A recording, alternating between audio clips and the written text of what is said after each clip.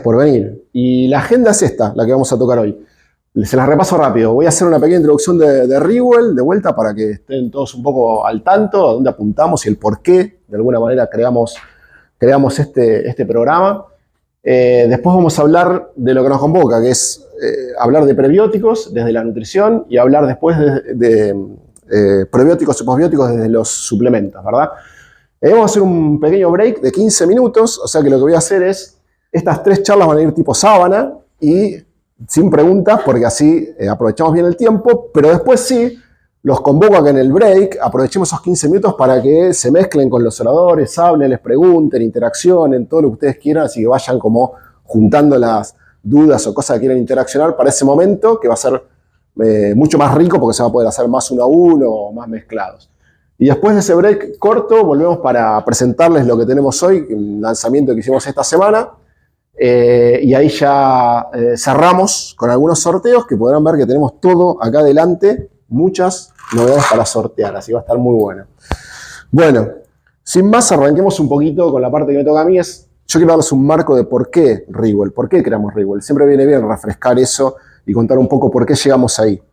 Y llegamos ahí de alguna manera porque, digamos, nosotros consideramos que claramente hay una especie de epidemia invisible de la que no se habla o de la que se toca verdaderamente bastante poco, sobre todo porque es no transmisible, entonces tiene poca visibilidad, ¿no? Pero es esta epidemia de vivir inflamados todo el tiempo. Inflamados, me refiero a un desorden del sistema inmune, una inflamación crónica de bajo grado, que sobre todo se resalta mucho cuando vivimos en las grandes ciudades. Y es una epidemia realmente. Si ustedes ven ciertos números que realmente impactan mucho, fíjense lo que es esta evolución de lo que son enfermedades crónicas en la población americana, en un gráfico que va desde el 1940 hasta el 2020, o sea, abarca 80 años solamente, y fíjense que pasamos de una prevalencia de 7.5 en 1940 a una prevalencia de casi 60% de personas que están en un estado prediabético o inflamados en el 2020. O sea, es un disparate total. Algo que uno mira así y dice, bueno, pero en estos 80 años, ¿qué fue lo que pasó? Algo rompimos en estos 80 años, porque no puede ser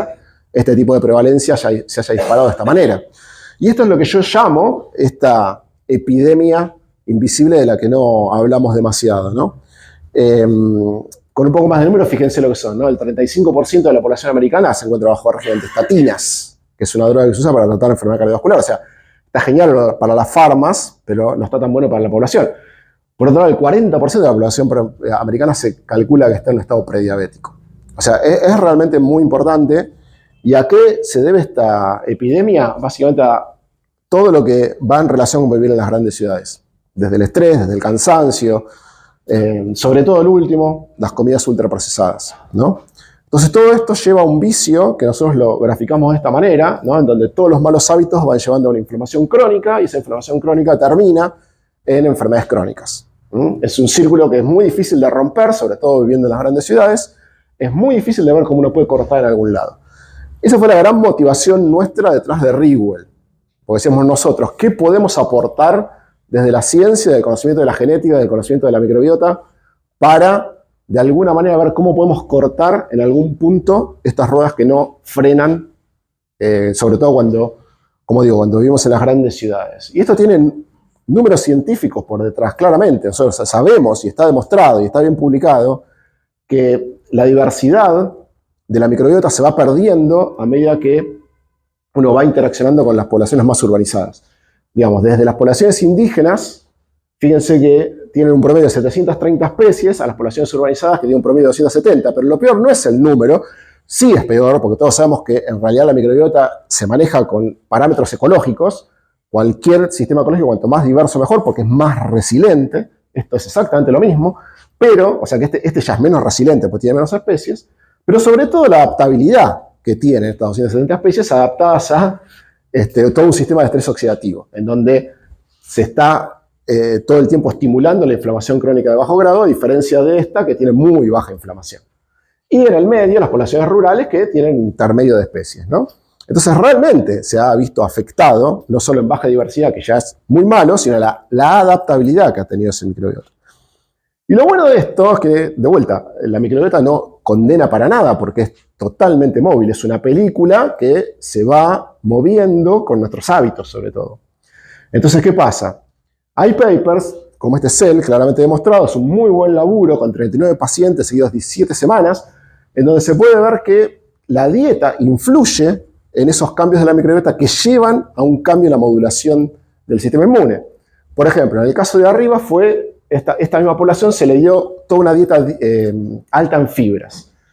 Y fue interesante porque lo que pasó acá es que si bien, digamos, se incrementó, y se pudo ver que se incrementaron todas las funciones relacionadas a Casymes y producción de ácidos grasos de cadena corta, lo que pasó a nivel de los cambios de la inflamación o la modulación del sistema inmune dependió mucho del estado inicial que tenía la persona. Por ejemplo, si la persona tenía una muy baja riqueza en la diversidad de su microbiota y uno le daba altas fibras, era peor, porque lo único que lograba es que la inflamación aumente. En cambio, si la riqueza de esa diversidad aumentaba en el estado prebasal, antes de iniciar, digamos, la intervención con una dieta alta en fibras, el efecto era muy positivo y cuanto más riqueza había en esa diversidad, más se modulaba la inflamación hacia abajo. Es interesante esto, porque esto quiere decir, a ver, si quiero modular un estado preinflamatorio con una dieta rica en fibras, si lo tengo que dar a cualquiera, la respuesta de este trabajo es no. Lo que tengo que hacer es medir cómo está la riqueza, que es un parámetro dentro de la diversidad de la microbiota, que nosotros medimos, para saber si conviene o no arrancar con una dieta alta en fibras. O primero tengo que hacer que esa riqueza aumente y recién arrancar con la dieta alta en fibras. O sea, no se la puedo dar a cualquiera. Tengo que tener mediciones previas. En cambio, en el de abajo, las que son dietas que se dieron con contenidos altamente fermentados, esta en este caso sí, siempre aumentó la diversidad de la microbiota y esto llevó a una baja de todos los parámetros de inflamación, inevitablemente. Entonces, de vuelta, ¿qué tipo de dieta le voy a dar? Y no para todos es exactamente lo mismo. Entonces, la buena noticia de esto, en definitiva, es que esto se puede modular y es parte del programa de Rewell. ¿Por qué lo muestro acá? Porque es parte del programa de Rewell. ¿A dónde apuntamos nosotros con Rewell? Bueno, a esto, al tema de la longevidad saludable, decimos nosotros de alguna manera. ¿Por qué? Si bien nadie craqueó la longevidad todavía, lo que sí se puede hacer es enlentecer algunos procesos.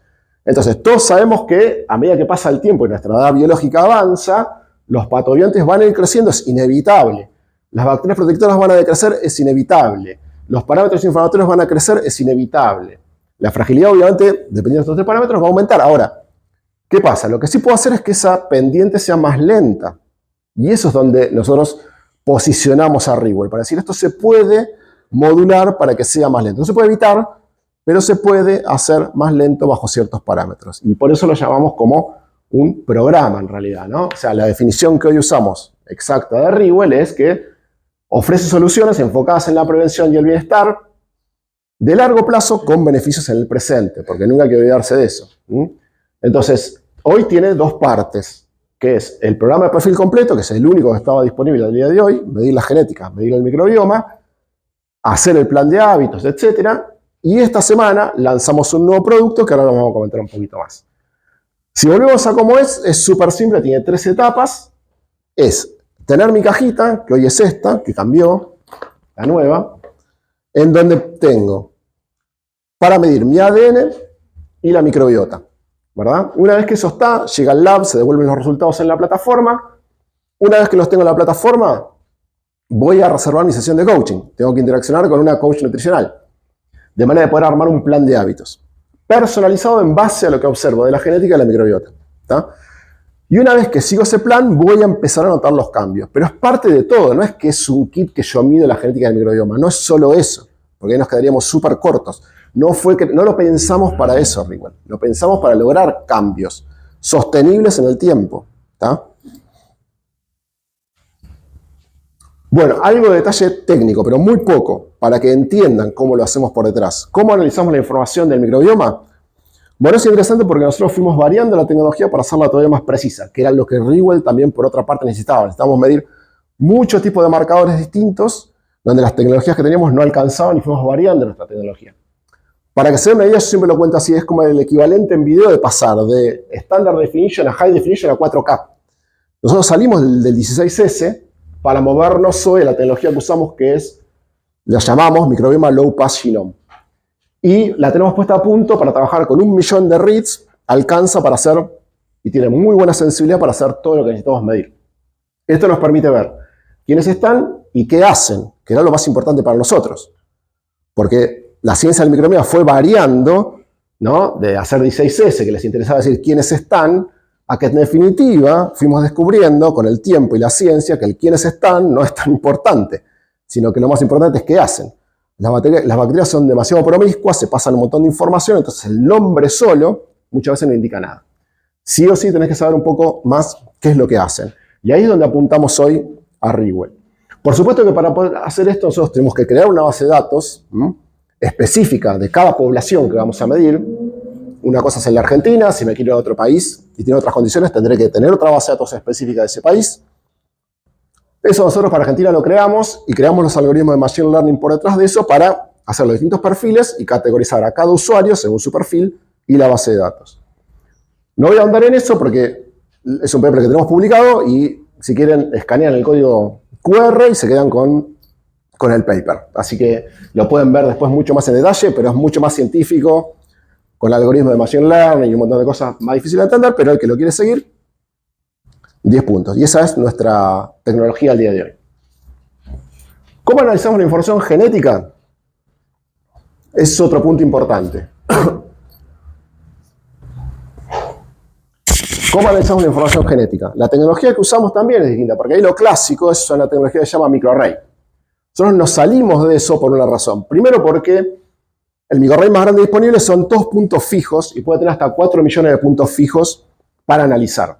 Nosotros queríamos tener mucha más disponibilidad de información para jugar lo que necesitáramos. Queremos poner un nuevo marcador, no queremos estar pendientes de si el microarray lo puede leer o no. Entonces nosotros lo que pasamos fue salirnos de ese gold standard y empezamos a usar secuenciación de genoma completo a baja cobertura. Entonces hoy nosotros lo que hacemos es secuenciación de genoma completo a baja cobertura, 0,5 o 1 por del genoma completo. Eso nos permite tener cerca de 88 millones de marcadores que no están fijos. O sea, nosotros ahí podemos surgar lo que necesitemos todo el tiempo. Y el costo es mucho menor. Pero la tecnología es muy superior. Así que pusimos a punto esa tecnología para usarla en Rewell.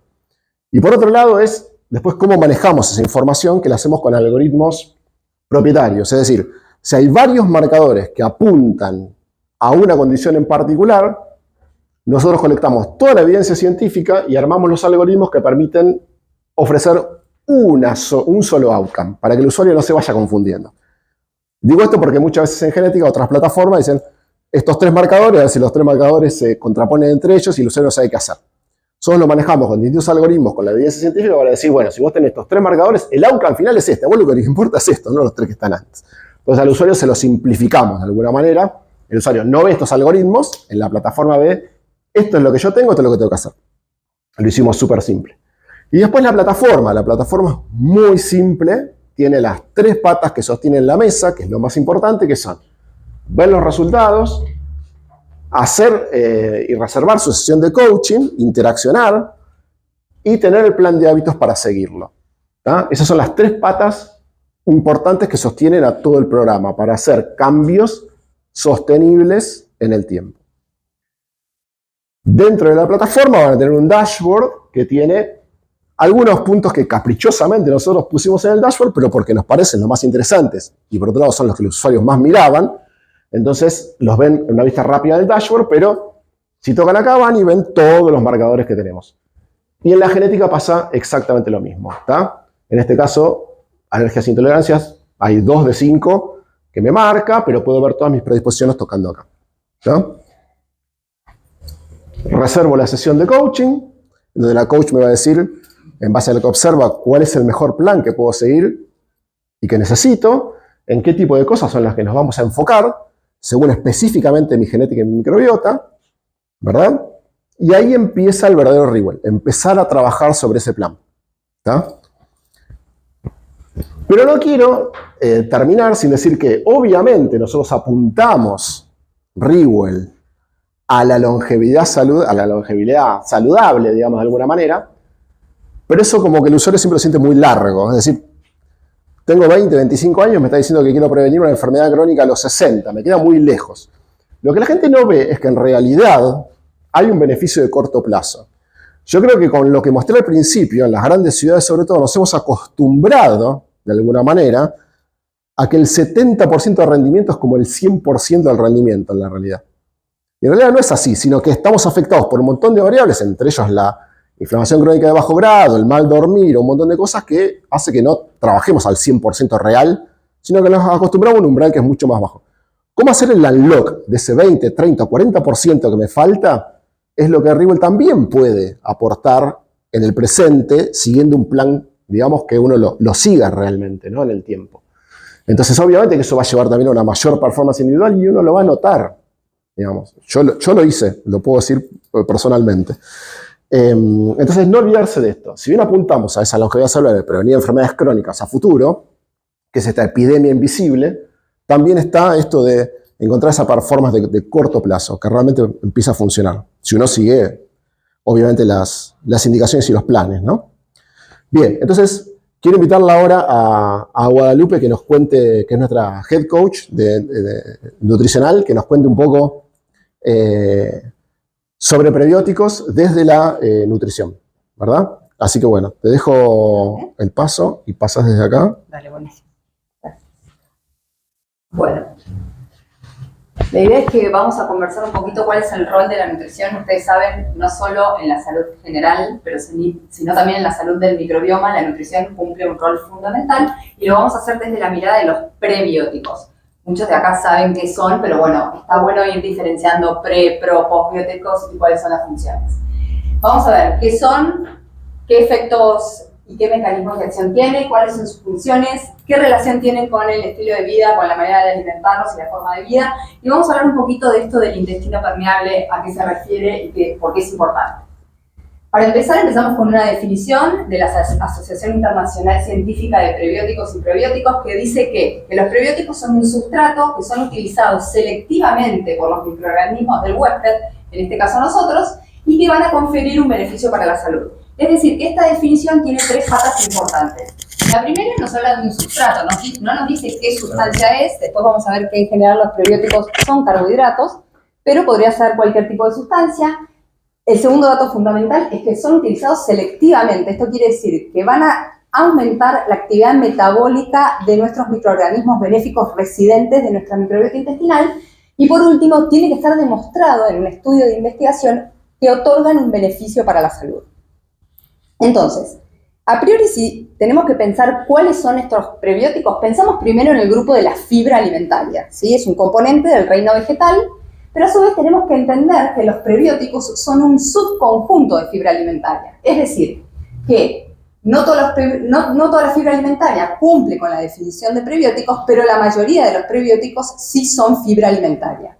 Si pensamos en los nombres técnicos dentro de los prebióticos, los que cuentan con mayor grado de evidencia en humanos, es decir, que fueron estudiados y se demuestra para qué otorgan ese beneficio, son los fructanos, la fructosa, la oligofructosa, los FOS, los galactoligosacáridos, la inulina y los oligosacáridos de la leche materna.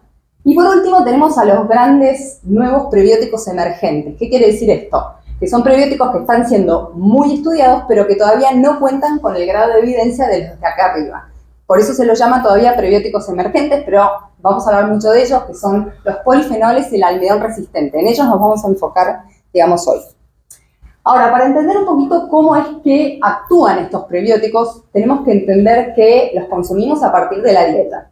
Entonces, ¿qué pasa? Estos componentes de los alimentos ingresan en nuestro tubo digestivo y pasan por todo el tubo digestivo sin ser degradados. Es decir, que nosotros los humanos no tenemos las enzimas, las tijeras, la capacidad metabólica de poder romper estos prebióticos. La mayoría de ellos son carbohidratos, son azúcares muy pequeños, son uniones de azúcares. Entonces, nosotros los humanos no contamos con las enzimas para poder degradar esas uniones. ¿Y qué pasa? Llegan al intestino grueso, donde se encuentra la microbiota intestinal, y se encuentran justamente con las bacterias benéficas, que tienen la capacidad de contener todas estas bacterias y justamente nos dan esta mano de aumentar nuestra capacidad metabólica, y es donde son selectivamente metabolizados por lactobacilos o bifidobacterias que justamente los fermentan. Y de esta fermentación se producen distintas sustancias como los ácidos grasos de cadena corta, que hoy Mili les va a contar bastante sobre uno de ellos, que es el butirato. Y fíjense que de esta producción,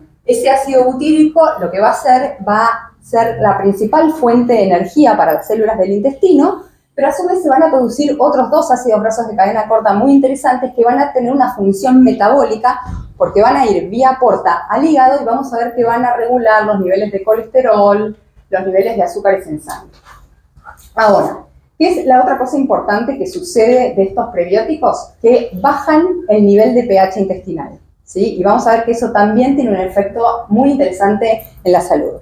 Y como tercer mecanismo de acción, toda esta baja del pH a nivel del intestino va justamente a bloquear a distintos microorganismos patógenos. Por otro lado, también tienen la capacidad de modular no solo todo el ecosistema intestinal, sino la formación de la capa de moco, que vamos a ver que es muy importante a la hora de pensar en la inflamación crónica de bajo grado. Y por otro lado, tienen la capacidad de modular el sistema inmune, y esto realmente es súper interesante. Piensen que el 70% de las células del sistema inmune se encuentran a nivel del tubo digestivo. Y por eso los prebióticos son grandes moduladores de todo este ecosistema intestinal. Es súper interesante que pensemos en qué alimentos están y cómo los podemos incorporar. ¿Y qué es lo importante acá? Entender cuáles son los patrones de alimentación. Claramente uno no se alimenta de un patrón o de otro, pero sí podemos tomar el concepto. Si uno lleva una dieta que es rica en alimentos del reino vegetal, no necesariamente una dieta vegana o vegetariana, pero que sí tiene altos componentes de alimentos de colores intensos que aportan fibra, que aportan prebióticos, que aportan polifenoles, que aportan ácidos grasos omega 3, justamente lo que van a hacer, como les contaba recién, es favorecer la producción de estos ácidos grasos de cadena corta.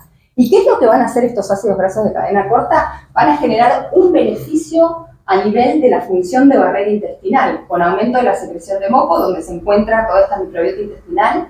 Van a estar aumentadas la producción de péptidos antimicrobianos y justamente acá va a haber toda una regulación de las uniones estrechas entre las células. Yo les voy a mostrar ahora una foto de lo que sería el intestino permeable y cómo los prebióticos pueden ayudar a que las células del intestino se mantengan bien unidas y justamente que no aumente la permeabilidad intestinal. ¿Por qué? Porque ese aumento de la permeabilidad intestinal va a generar una respuesta inflamatoria, va a haber una exacerbación del sistema inmune. Entonces, toda esta forma de alimentarnos va a mejorar toda esta respuesta inmune y lo que vamos a tener va a ser una microbiota intestinal que sea más eficiente en la degradación de fibra. Y no tanto una microbiota que sea más eficiente en la degradación de esa capa de moco, que justamente es el tipo de alimentación que en general se lleva en la vida moderna, esta alimentación occidentalizada, que es rica en azúcares, rica en grasas de mala calidad, en emulsionantes, en alimentos ultraprocesados. Se mueve solo. Que tiene un bajo aporte de fibra y que por ende va a haber una baja producción de ácidos grasos de cadena corta. Y fíjense en la imagen cómo difiere la barrera intestinal. Las bacterias de la microbiota intestinal están muy pegadas a las células del intestino y justamente hay un aumento del espacio entre las células intestinales. Y todo esto produce esta exacerbación del sistema inmune. Entonces, con la dieta, lo que vamos a buscar es poder lograr justamente una microbiota que degrade fibra alimentaria. ¿Y por qué? Fíjense lo que hicieron estos investigadores para ver qué pasaba en los ratones cuando se les da una dieta de un buen contenido de fibra o de un menor contenido de fibra. Lo que hicieron es separar los ratones estériles, eran ratones estériles que les pusieron microbiota, unas 14 bacterias típicas de la microbiota humana, y les ofrecieron una dieta con un buen aporte de fibra. Y después los, enfermaron, los infectaron con microorganismos como podría ser la Escherichia coli en el caso de los adultos, y lo que vieron que esos ratones no se enfermaban. ¿Por qué? Porque esa capa de moco estaba de un buen tamaño, porque se mantenía la función de barrera intacta. En cambio, cuando les bajaban el contenido de fibra de la alimentación a esos ratones, justamente se producía toda esta disrupción. Entonces, si no alimentamos a nuestras bacterias benéficas del intestino, ellas mismas podemos decir que nos pueden comer, que pueden degradar esta capa de moco. Ustedes habrán escuchado hablar mucho de la permeabilidad intestinal, ¿no? Está de moda el tema en las redes sociales. También hay que entender que el intestino por naturaleza es permeable y eso es algo fisiológico, pero cuando realmente aumenta por encima la permeabilidad, lo que sucede es justamente lo que veíamos antes. Esas células se separan, empieza a pasar contenido de la luz del intestino al medio interno y estos cinturones que hay entre las células, que se llaman desmosomas, no actúan bien, con lo cual empieza a exacerbar esta respuesta inmunológica. Y esta es la puerta de entrada a la inflamación crónica de bajo grado. Entonces, desde la alimentación, desde el aporte de prebióticos, podemos mitigar toda esta interacción. Ahora, también es importante entender que lo que pasa en el intestino no queda en el intestino, sino que tiene un efecto a nivel de todos los órganos del cuerpo. ¿Y qué pasa con esto? Este síndrome de intestino permeable que vimos recién, unido a la disbiosis, a esta microbiota, digamos, alterada o poco resiliente, justamente se asocia a distintas condiciones de salud que suceden en el intestino, como el síndrome de intestino irritable, tan común en esta vida moderna, o el SIBO, el sobrecrecimiento bacteriano del intestino delgado, o la enfermedad celíaca, pero a su vez tiene un impacto y una correlación con enfermedades en los distintos órganos del cuerpo. Fíjense que ustedes habrán escuchado hablar del eje intestino-cerebro, como una microbiota con el intestino, una microbiota alterada o un intestino hiperpermeable se correlaciona con el autismo, con el Alzheimer, con la depresión, y lo mismo sucede en los distintos órganos del cuerpo, con lo cual tenemos que entender que cuidar nuestro microambiente intestinal va a tener un impacto a nivel de nuestra salud global. Entonces, como efectos de los prebióticos, como para sintetizarlos, por un lado, nos ayudan a extraer energía de los alimentos. El 10% de las calorías que consumimos a diario justamente provienen de estos ácidos grasos de cadena corta que les contaba que las bacterias producían a partir del consumo de prebióticos. Por otro lado, mejoran, como dijimos, toda la barrera intestinal y favorecen la absorción de distintos minerales. Vieron que les conté que con esta fermentación bajaba el pH intestinal. Esto favorece la absorción de minerales como el calcio, el hierro o el magnesio, y en ese sentido el consumo de prebióticos es muy importante para las mujeres en edad en osteoporosis, con lo cual también ahí tienen una función interesante. Favorecen la secreción de hormonas intestinales, y ahí hay todo, digamos, una compleja unión entre el apetito y la saciedad, por eso es muy importante consumir prebióticos como parte de la dieta para aumentar la saciedad. ¿Y alguna otra cosa? No, todo esto ya lo hemos dicho de todos los beneficios de los prebióticos. Y obviamente actúan sobre el sistema inmune, como dijimos recién. Entonces piensen que en realidad esta microbiota intestinal la podemos modular y modificar, y solo el 2% se considera que la microbiota está determinada por la genética humana. Es el 98% de esta microbiota que depende de lo que hacemos, de dónde vivimos, si trabajamos hasta altas horas de la noche, si tenemos contacto con la luz solar, si nos alimentamos de alimentos ultraprocesados o cómo es nuestro estilo de vida. Y en ese sentido, dentro de los factores del estilo de vida, la dieta, lo que comemos, es el factor principal. Entonces, en una imagen me gusta representar cómo lo que ponemos en la mesa va a determinar nuestros comensales. Y hacemos la comparación con los microorganismos intestinales. Si tenemos una dieta occidentalizada, que pobre está representada por la pizza, hay un solo microorganismo que come.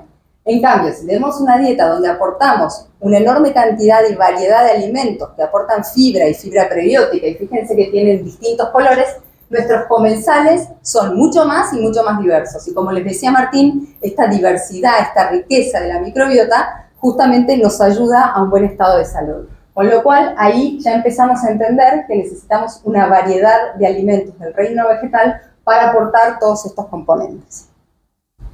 Ahora, bien, hablamos antes que no solo es la dieta y la variedad de la dieta, sino cómo está mi microbiota intestinal. Es decir, que todas las intervenciones nutricionales que hagamos van a depender de qué microorganismos formen parte de nuestra microbiota y cómo se encuentre esta microbiota desde el punto de vista de la funcionalidad.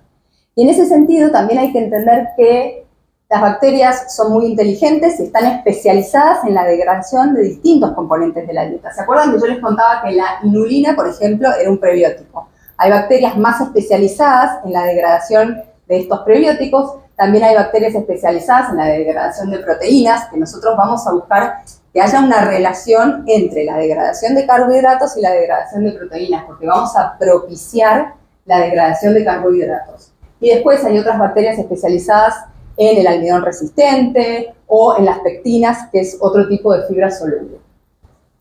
Con lo cual, ahí también nos hace pensar que una dieta variada nos va a ayudar a alimentar a todo este espectro de microorganismos. Y es muy común escuchar esto, que las personas no tienen tolerancia a los alimentos del reino vegetal. A mí me pasa muy seguido que uno quiere empezar a mejorar, digamos, la calidad y variedad de la dieta de una persona, Y esa persona me dice, pero yo no tolero esa cantidad de alimentos del reino vegetal. ¿Qué pasa? Y justamente porque hay una microbiota que no tiene la capacidad de degradar esos componentes de la dieta. Con lo cual lo que vamos a ir buscando es ir haciendo cambios pequeños y progresivos justamente para ir acostumbrando y modulando a este ecosistema intestinal para que me permita llegar a tener la capacidad de degradar esos componentes de la dieta. Ahora, ¿cuáles son las fuentes de prebióticos que encontramos? Tenemos fuentes naturales, ¿sí? Y acá claramente sabrán que son los alimentos que contienen fibra también, como los cereales de grano entero, el trigo, la cebada, el centeno y también las frutas y verduras en general, pero algunas en particular. Los prebióticos se encuentran en más de 30.000 especies diferentes de plantas, pero hay ciertos alimentos que tienen mayor contenido, como las raíces, los bulbos, los tubérculos, las raíces de achicoria, el puerro, el ajo, la cebolla, la banana, las almendras. Pero son todos alimentos que están disponibles. Tenemos que tener el hábito de poder incorporarlos, digamos, en la dieta habitual. Pero por suerte, además de los alimentos naturales, por el estilo de vida que llevamos y la vida moderna, también vamos a ver que hay otras fuentes sintéticas u otros alimentos que se llaman alimentos funcionales que podemos encontrar. Cuando hablamos de la dosis diaria de prebióticos, no hay un consenso o una guía de los organismos internacionales sobre cuántos prebióticos tenemos que comer al día, pero sí sabemos que tenemos que llegar alrededor de 5 gramos por día para lograr este efecto bifidogénico, de hacer, digamos, crecer a estas bacterias benéficas. Pero, ¿qué pasa? Tenemos que tener cuidado porque mayores dosis de prebióticos nos pueden generar estos síntomas indeseados como distensión abdominal, hinchazón o tendencia a la diarrea. Entonces, como todos estos cambios tienen que ir siendo progresivos, lo que sí es importante entender que los beneficios de los prebióticos en cuanto a beneficios metabólicos para regular la glucemia, el colesterol o las grasas en sangre requieren valores más grandes que 5 gramos al día. Cuando yo quiero solucionar una situación de salud que ya está instalada, voy a necesitar cantidades mayores de prebióticos. Los estudios de investigación están hechos con los prebióticos como ingrediente alimentario, no como alimentos en general. Con lo cual ahí quizás tengo que pensar en un suplemento que adicione prebióticos más allá de la dieta o mientras hago los cambios de base de la alimentación. Y voy a tener que tener mucho cuidado con estas posibles molestias, digamos, intestinales, para que justamente ir acostumbrando a la microbiota. Hay personas que consumen alimentos que están adicionados con inulina, que es este tipo de prebiótico, pero que quizás al principio se tienen que comer media barrita de cereal y no entera, para no exacerbar esos síntomas intestinales. Pero después, al cabo de un mes, te cuenta que come una barrita entera y que no tiene ningún problema. Ahora sí estamos de acuerdo todos desde la ciencia sobre la recomendación diaria de fibra alimentaria. Esto sí hay un consenso, tenemos que comer entre 25 y 30 gramos de fibra al día, que en la vida moderna es un objetivo difícil de alcanzar. Entonces piensen que yo como ejemplo les puse cómo cubrimos esta dosis diaria de fibra. Y la verdad es que tenemos que comer cereales integrales y legumbres, porque son los que tienen más gramos de fibra cada 100 gramos de alimentos, frutas y verduras y semillas y frutos secos. O sea, son alimentos que tienen que estar presentes en la dieta para poder llegar a esos 25 o 30 gramos de fibra. Y si yo llego a esos 25 o 30 gramos de fibra al día, seguramente esté cubriendo la dosis de esos 5 gramos de prebióticos que necesito. Ahora, ¿dónde más encontramos prebióticos, como les contaba recién? En algunos alimentos funcionales. Los alimentos funcionales son alimentos comunes que la industria les adiciona prebióticos. ¿Conocen alguno que hayan visto en el mercado? Yogur algunos tienen, algunos tienen. ¿Alguien dijo una leche? La leche de la cereal. Exacto, la leche, las barras de cereal y algunos yogures. ¿Cómo se dan cuenta ustedes? Tienen que leer las etiquetas y tiene que decir o inulina, o fos, o raíz de achicoria, o fructo oligosacáridos, o oligofructosa, alguno de esos términos. Y a su vez tenemos suplementos, acá tenemos a la gente de Kyojin, que tiene un suplemento probiótico y prebiótico, o sea, un simbiótico, o pueden encontrar solo los prebióticos como suplementos. Y se tienen que fijar justamente la dosis que aportan, porque van desde los miligramos hasta 5 gramos podría ser.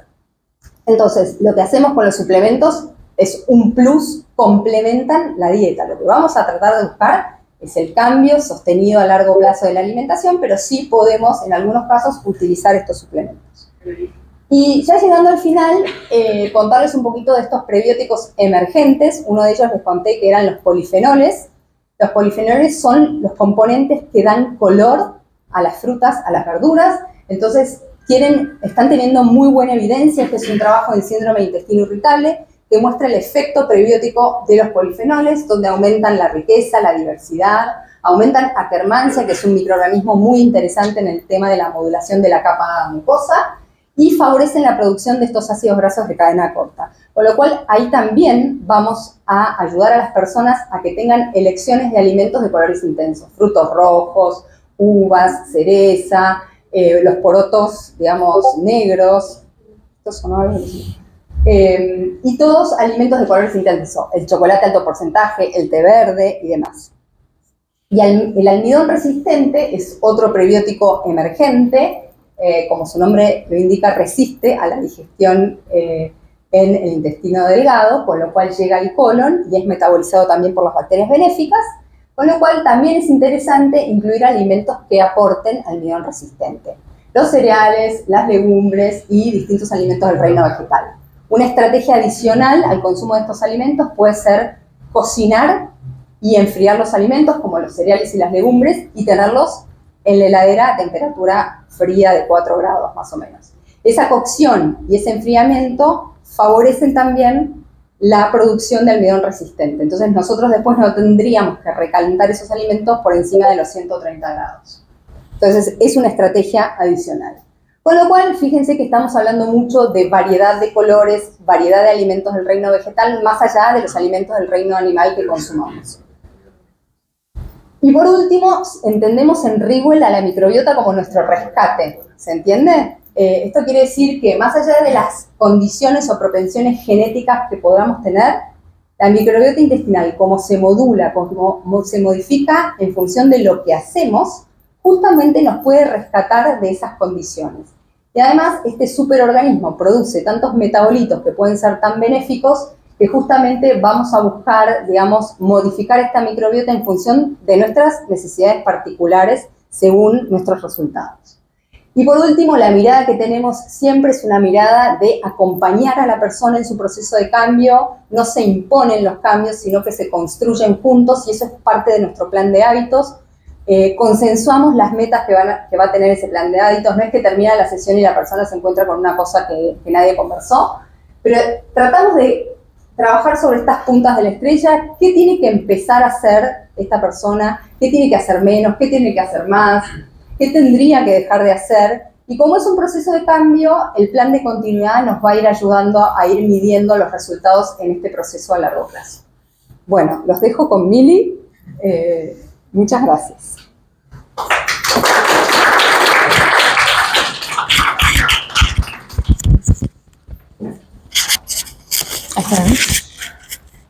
Bueno, muchas gracias, Wadi, por el pase. Yo ahora les voy a hablar de los probióticos y posbióticos en particular. Espero que todavía les haya quedado cabeza para escucharme después de tanta información. La idea es que lo hablemos desde los suplementos a los probióticos y posbióticos. Pero en primera instancia vamos a definir qué es un probiótico, para tenerlo claro a lo largo de la charla. Nos basamos en la definición que da la Asociación Científica Internacional de Probióticos y Posbióticos.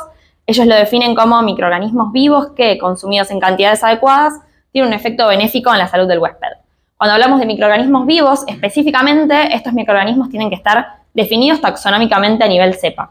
Es decir, tenemos que tener el mayor detalle sobre estos microorganismos. Y cuando hablamos de un efecto benéfico en la salud, quiere decir que hay evidencia científica que avale qué beneficio tiene ese microorganismo y en qué dosis lo tiene. Entonces es muy importante que nosotros lo podamos buscar en la bibliografía científica y podamos encontrar esta información con la cepa del microorganismo. Para seguir entendiendo mejor qué son los probióticos, lo vamos a diferenciar de otros conceptos que suelen ser similares y que suelen confundirse y no está mal, pero vamos a dejarlo en claro mejor. Los probióticos, como les dije anteriormente, tienen que tener la cepa declarada al mayor detalle posible. Tenemos que poder encontrar evidencia científica al respecto y esa cepa tiene que ejercer beneficios para los que fue estudiada. También podemos encontrar lo que son los suplementos microbianos. En este caso, el suplemento microbiano hay dos tipos, los que tienen la cepa declarada y los que no tienen la cepa declarada y lo tienen a nivel de especie. En ambos casos, es un suplemento microbiano, podría ejercer beneficios, pero los ejerce a través de lo que se llama el fenómeno de mecanismos compartidos, porque si nosotros vamos a la evidencia científica, no vamos a encontrar un beneficio específico para esa cepa en particular, sino que la podemos encontrar para una cepa cercana taxonómicamente o para la misma especie. Otra diferencia que me gusta contar siempre es la diferencia que hay entre probióticos, alimentos fermentados probióticos y alimentos fermentados.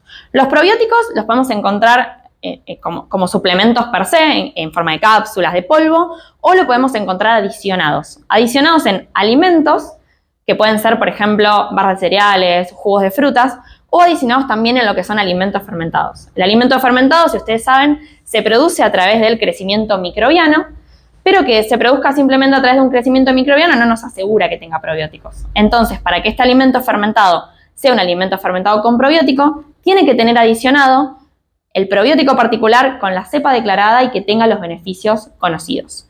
Si esto no existe, es simplemente un alimento fermentado que nos va a aportar beneficios a nuestra salud, pero que las cepas que están ahí adentro de ese alimento fermentado no están definidas y no tiene un beneficio específico declarado.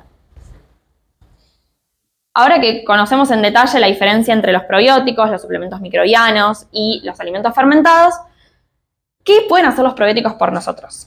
A nivel general y a nivel de lo que sería la prevención y el bienestar, los probióticos, como ya mencionó Wada anteriormente, ayudan a nuestro sistema inmune a funcionar correctamente, participan en la digestión de los nutrientes que no podemos digerir. Hay ejemplos del uso de probióticos para ayudar a la digestión de la lactosa.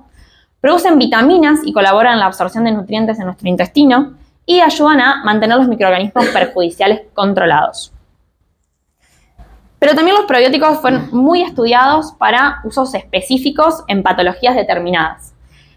Si buscamos la evidencia científica, vamos a encontrar que los probióticos se usan para el tratamiento de la diarrea, para el alivio de síntomas gastrointestinales, para el tratamiento de infecciones comunes en el tracto respiratorio, intestinal y vaginal, para el tratamiento de enfermedades o desequilibrios de la piel, por ejemplo, la dermatitis atópica, para la prevención y tratamiento de alergias, actualmente están muy usados en esa área, y para la prevención y cotratamiento de enfermedades crónicas. Hoy, específicamente, vamos a ver ejemplos que encontramos en la bibliografía científica sobre el uso de probióticos en las enfermedades crónicas. Si buscamos el uso de probióticos en el tratamiento de la obesidad, vamos a encontrar un montón de bibliografía científica, ya sea por efectos in vitro, por efectos in vivo y también en estudios clínicos con humanos.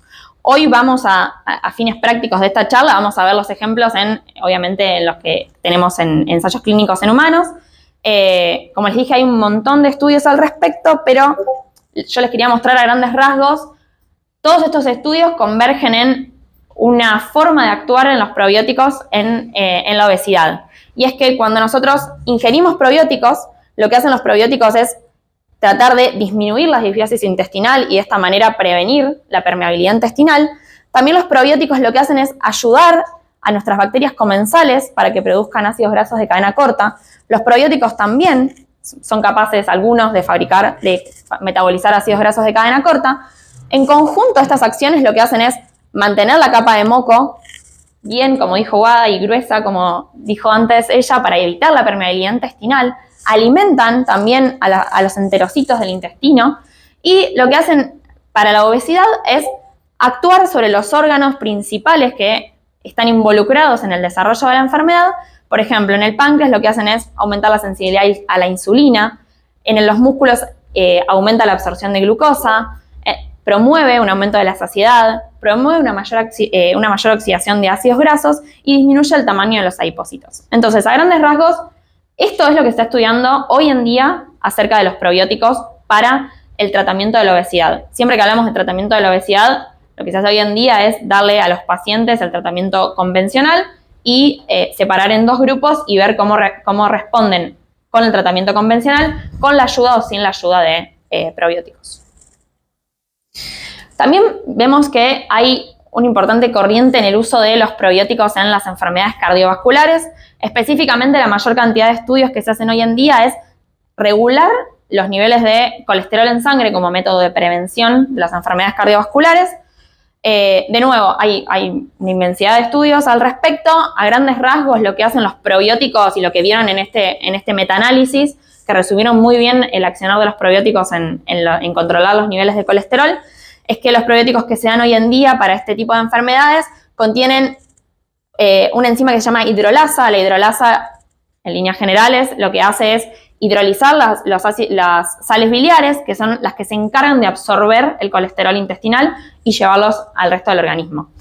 Al hidrolizar al destruir estas sales biliares, gran parte del colesterol se excreta por la materia fecal y se disminuye la reabsorción de colesterol intestinal. A su vez, las sales biliares, como nuestro organismo detecta que hay cada vez menos sales biliares disponibles, lo que hace es fabricar una mayor cantidad de sales biliares y eso hace que también disminuya el colesterol en sangre. Entonces, viendo esto, sabiendo ya a qué nos referimos con los probióticos, viendo cuáles son sus usos, viendo cómo se usan en enfermedades particulares, la pregunta es ¿cómo hacemos nosotros desde nuestro lado para hacer una elección inteligente de los probióticos? La Asociación Internacional de Probióticos y Prebióticos, lo que ellos hicieron fue un resumen de una checklist inteligente para elegir el mejor probiótico que se adecua a nosotros. Como dijimos, tiene que tener evidencia científica, es decir, nosotros tenemos que conocer el nombre de la cepa que estamos consumiendo y poder buscar en la bibliografía y conocer qué hace esa cepa en particular. Tiene que proporcionar una dosis eficaz, tiene que proporcionar el beneficio que busco, ya sea de manera directa o indirecta. Tiene que ser seguro para mí, no todos los probióticos son para todas las personas, debemos consultar si ese probiótico o conocer cómo está nuestro microbioma para poder consumirlo y debe estar etiquetado correctamente. Cuando me refiero a que tiene que estar etiquetado correctamente, lo que generalmente se sugiere y lo ideal es que el suplemento que yo consuma tiene que tener declarado el género, la especie y la cepa, tiene que tener una concentración mínima de microorganismos viables al final de la vida útil, es decir, ellos nos tienen que poder asegurar que yo voy a consumir tantas unidades de microorganismo y que esa cantidad de unidades de microorganismos van a llegar a mi intestino. Tienen que tener declaradas las condiciones en las que tenemos que almacenarlo para poder asegurarnos la viabilidad de estos microorganismos.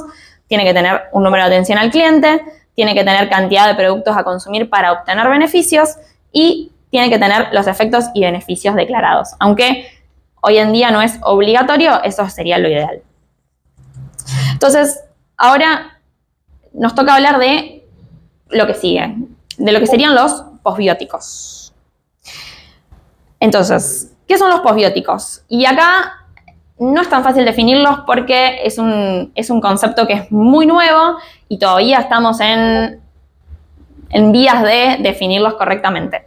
La Asociación Internacional de Probióticos y Prebióticos, en un consenso que llegaron en el 2021, los definieron como preparaciones de microorganismos inanimados y o sus componentes que confieren un beneficio en el huésped. Cuando hablamos de microorganismos inanimados, hablamos de microorganismos no viables o inactivados. Un ejemplo de ellos son los microorganismos que son pasteurizados. Cuando hablamos de sus componentes, es parte de su estructura o el fragmento de sus células. Y cuando confieren un beneficio en el huésped, como dijimos para los probióticos, es que hay una evidencia científica que avale ese beneficio en una dosis específica. Sin embargo, después de que fue publicada esta definición, una gran cantidad de científicos de la comunidad salió a decir, bueno, no estamos tan de acuerdo con esta definición, nosotros proponemos otra, debido a que si buscamos en la bibliografía y lo que se hace comúnmente como si fuesen los usos y costumbres, la definición de posbiótico que encontramos es otra. Y es otra porque ellos incluyen a las moléculas derivadas de la actividad metabólica de estos microorganismos también en la definición de posbióticos, que puede ser que venga de un probiótico o de cualquier microorganismo y que confiere beneficios en el huésped de manera directa o indirecta. Entonces, la diferencia, como les dije, es que en esta definición la bibliografía científica incluye a los metabolitos de los microorganismos dentro de la definición de posbióticos. A fines prácticos de la charla, yo los voy a incluir dentro de la definición de posbiótico porque es lo que se encuentra en la bibliografía científica. Si nosotros buscamos los ácidos grasos de cadena corta, el butirato, están nombrados como posbióticos en la bibliografía científica. Así que vamos a ver ¿de qué se trata un posbiótico o qué incluye un posbiótico? Como les dije, puede incluir microorganismos inactivados o puede incluir metabolitos de ellos. Metabolitos de ellos me refiero a los ácidos grasos de cadena corta, los exolipopolisacáridos, enzimas que vienen de los microorganismos, vitaminas que producen estos microorganismos, por ejemplo, las vitaminas del complejo B, son las más conocidas, o partes de su pared celular. Estos posbióticos pueden generar un efecto local, inmunomodulador y antimicrobiano en el intestino, o pueden generar un efecto sistémico, modulando la microbiota y generando efectos sobre nuestro sistema, nuestro organismo en general, por ejemplo, aumentando las funciones cognitivas, ejerciendo un efecto antiinflamatorio en el hígado, reduciendo la incidencia de enfermedades inflamatorias intestinales, ejerciendo un efecto antidiabético en el páncreas, un efecto antihipertensivo y demás. Entonces, ahora vamos a ver algunos de los ejemplos de usos, más que usos de ensayos clínicos en donde se utilizó un posbiótico que es el más usado actualmente y el que más evidencia tenemos, que es el butirato. En este estudio, que se realizó en el año 2022 sobre población de niños con obesidad, lo que hicieron fue reclutar niños que padecían obesidad, se dividió, eran 54 pacientes, a los cuales se los dividió en dos grupos iguales, se les dio a ambos grupos el tratamiento convencional para la obesidad, pero a un grupo se le administró una suplementación de butirato y al otro grupo placebo. Lo que vieron es que el grupo que recibió el suplemento de butirato tuvo una mejora significativa, mayor que la del grupo que no lo recibió, en el índice de masa corporal. No solo eso, sino que vieron una mejora en otros parámetros, por ejemplo, en la circunferencia de la cintura, en los niveles de insulina, en el índice OMA, en los niveles de grelina y en indicadores de inflamación. A grandes rasgos lo que vieron es que la administración del butirato en estos niños generó un incremento del beneficio absoluto del tratamiento en un 40%, que es un montón. También el butirato fue utilizado y es utilizado en el tratamiento de enfermedades inflamatorias intestinales. En este estudio que les traje acá, lo traje porque resume muy bien y simple el uso del butirato frente a otras terapias convencionales. Lo que vamos a ver acá en naranja es la visita 1 que tuvieron los pacientes que sufrían algún tipo de enfermedad inflamatoria intestinal y venían de realizar los tratamientos convencionales. Les hicieron puntuar cuáles eran el nivel de gravedad de sus síntomas, de cada uno de esos síntomas, en la primera visita. En esa primera visita se le sugirió el tratamiento con la suplementación de butirato. En una segunda visita, luego de ese tratamiento, vemos que todos los síntomas mejoraron, es decir, disminuyeron la gravedad. También se les hizo preguntas acerca de otros parámetros del tratamiento, como era la tolerancia que tuvieron a ese tratamiento, la aceptación del costo, porque no es algo menor, la conveniencia de uso, si les era práctico o cómodo realizar ese tratamiento, y la satisfacción con los resultados. Vemos que puntuaron del 1 al 10 la satisfacción que tenían. En la primera visita era la satisfacción que tenían y esos parámetros con las terapias convencionales que venían teniendo, y vemos que cuando se realizó la suplementación con butirato, todos esos parámetros aumentaron. Es decir, no solo estos pacientes vieron mejoras en sus síntomas mediante el uso de butirato, sino que además era satisfactorio lo que ellas veían, o sea, su aceptación fue muy buena. Y otro de los usos que tiene actualmente el butirato es en el tratamiento y prevención de las enfermedades cardiovasculares. Hay muchos estudios que relacionan el butirato que producimos en nuestro intestino, que nuestras bacterias producen, con el desarrollo y la prevención de estas enfermedades.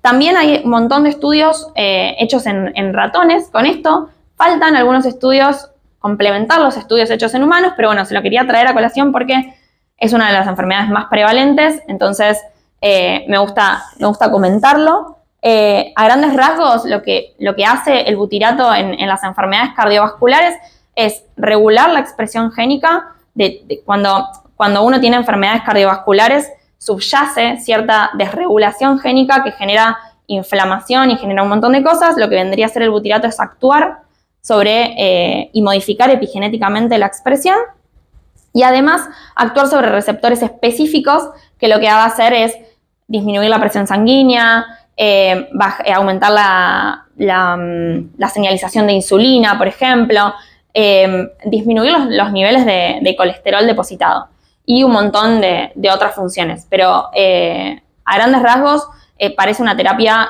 como les comenté antes, el uso de probióticos en enfermedades cardiovasculares está bastante desarrollado. Creo que el uso de butirato va por el mismo camino. Entonces, hoy vimos que nuestros hábitos, desde la alimentación o desde el uso de suplementos, del consumo de prebióticos, probióticos, posbióticos, influye enormemente sobre nuestro intestino, y no solo sobre nuestro intestino, sino también sobre nuestro cuerpo en general, nuestros órganos en general. Por eso es muy importante que nosotros los conozcamos, sepamos de qué se trata, veamos cuáles son las opciones que tenemos disponibles a nuestro alcance, y también entendamos que no todos como dijo Wada, no todos los prebióticos nos van a hacer bien en un momento determinado. La cantidad es importante, lo mismo pasa con los probióticos y los posbióticos. Entonces, es muy importante que conozcamos cómo está nuestro microbioma intestinal hoy en día y que podamos y tengamos la posibilidad también de ir monitoreando si realmente incorporamos estos hábitos, incorporamos el consumo de prebióticos, de probióticos, posbióticos, veamos cómo están impactando esos cambios sobre nuestra salud, sobre nuestro intestino, nuestro microbioma, para ir haciendo ajustes, porque no siempre está bien hacer todo al mismo tiempo. Nuestro microbioma, como dijo, va cambiando, el 98% de nuestro microbioma cambia con nuestros hábitos, entonces es muy importante que nosotros podamos saber cómo están impactando estas cosas en nuestro microbioma intestinal. Así que bueno, muchas gracias por escucharme. Llegó el tan ansiado coffee break, así descansan un poco. Estamos media hora de